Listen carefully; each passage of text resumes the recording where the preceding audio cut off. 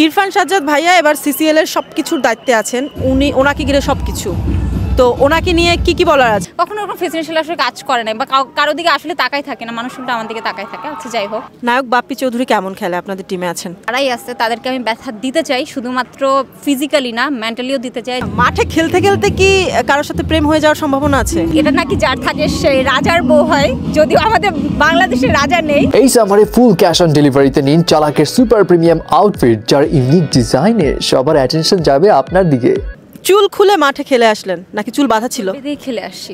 এখন একটু ইন্টারভিউ দেওয়ার সময় একটু চুলটা সুন্দর তো লাগতে হবে, আফটার অল সিসিটি। আচ্ছা, মাঠে যে দৌড়াদৌড়ি করে আসলেন ঘেমে যান নাই? না, আমি একদমই সোয়েটিং করি না, আর অনেক দৌড়িয়েছি বা চেষ্টা করেছি ভালো খেলার। আসলে আমরা তো কেউ প্রফেশনাল প্লেয়ার না, সো ফান হিসেবেই খেলেছি।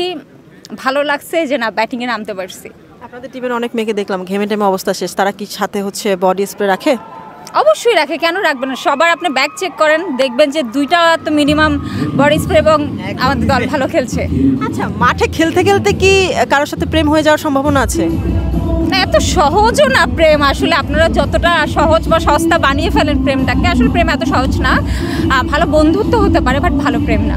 এমন হতে পারে না সিসিএল এ অনেকের সাথে এসে দেখা যাচ্ছে আগে পরিচয় ছিল না, এখন পরিচয় হয়েছে। ধরেন আপনি কাউকে কোনো একটা ছেলেকে বল করলেন, সে ব্যাট করতেছে, এমন হতে পারে যে আপনার চোখের দিকে তাকিয়ে মানে আপনার বল করা দেখে আপনার প্রেমে পড়ে যেতে পারে?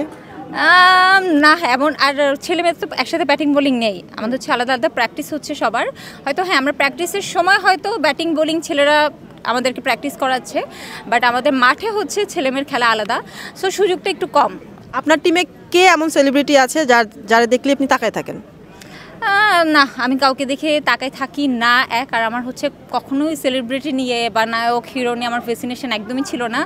আমার তাদেরকে অলওয়েজই একদমই নর্মাল মানুষ মনে হয়েছে, বা কখনো ওরকম ফ্যাসিনেশন আসলে কাজ করে না বা কারো দিকে আসলে তাকাই থাকে না, মানুষ উল্টো আমার দিকে তাকাই থাকে। আচ্ছা যাই হোক। আচ্ছা, ইরফান সাজ্জাদ ভাইয়া এবার সিসিএল এর সবকিছুর দায়িত্বে আছেন। ওনাকে ঘিরে সবকিছু। তো ওনাকে নিয়ে কি বলার আছে? প্রশংসা করতে হবে, আবার একটু সমালোচনাও করতে হবে। প্রশংসা যদি বলি, একা হাতে একটা মানুষ পুরোটা সিসিটি সামলাচ্ছে। আসলে এতগুলো সেলিব্রিটিকে সামলানো, যেখানে একজন সেলিব্রিটিকে সামলাতেই মানুষের আসলে খবর হয়ে যায়, সেই জায়গায় এতগুলো মানুষকে সামলানো অনেক বড় একটা কোয়ালিটি। এবং উনি ট্রাই করছে সবাইকে হ্যাপি করার, যেটা আসলে ম্যাক্সিমাম আমাদের টুর্নামেন্টেও হোক বা ইসে হয় না। খারাপ দিক একটাই, আমি আমার ক্ষেত্রে বলতে পারি, উনি প্র্যাকটিস করার একদমই সুযোগ পাইনি। খারাপ দিক একটাই বলবো, এছাড়া আসলে ওনার আর কোনো খারাপ দিক আসলে আমরা পাইনি। নায়ক বাপ্পি চৌধুরী কেমন খেলে আপনাদের টিমে আছেন? খুবই ভালো খেলে, একটু পরে ভাইয়া নামবে, এবং উনি দুর্দান্ত প্লেয়ার, এবং উনি একদম হিট প্লেয়ার, মানে মারলি 4 মারলি 6।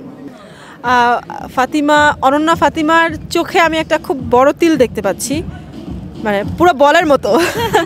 তো এই তিলটা দেখে অনেকে অবাক হয়ে যায় কিনা?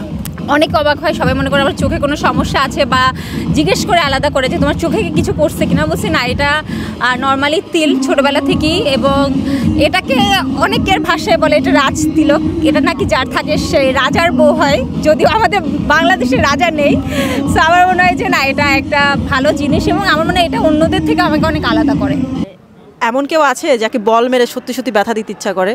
আমার মনে হয় অপোজিট টিমের যারাই আছে তাদেরকে আমি ব্যথা দিতে চাই, শুধুমাত্র ফিজিক্যালি না মেন্টালিও দিতে চাই, যে তারা যাতে বোলিং দেখে ভয়ে মাঠ থেকে চলে যায়। ওরে confidence level. Okay, thank you so much. Thank you.